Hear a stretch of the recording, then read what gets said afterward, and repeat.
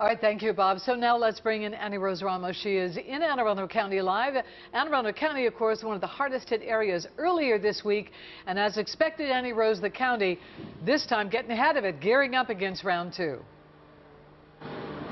That's right, Denise. We are in Pasadena, where they've been working all day long, pre-treating the roads. But as you can see behind me, they're loading up with salt here that they've been doing all day long, that they're eventually going to drop when that snow begins to fall. The county here tells me they have 300 county employees out there on the roads, thousands of tons of salt. And they also tell me because there wasn't that rain before the snow like there was on Monday, they were better able to pre-treat all the roads so that it's safer out there for everyone.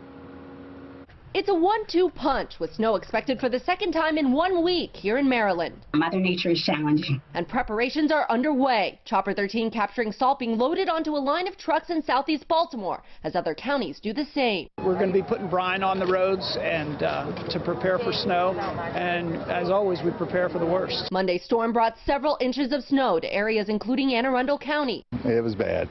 It was bad today. And gridlock on the roads. Maryland State Police reporting 220 crashes and over 1,000 calls for service. This was Route 50 in Annapolis Monday afternoon. Traffic at a standstill. It was a parking lot, it was a parking lot. Earlier this week, the storm started out as rain, so we weren't able to pre-treat the roads because it would have washed away any pre-treatment activity. And as counties ready themselves for more snow, a reminder that this comes as the pandemic rages on and COVID causes severe understaffing shortages. And a lot of folks are out, about 50% really of people who would otherwise be driving plows. Now, what we hear from the county executive and echoed by the governor is that if you don't have to be out on those roads, then don't. Stay home so that these plows can push away the snow better without traffic. So you want to stay home and stay safe. Reporting live, I'm Annie Rose Ramos for WJZ.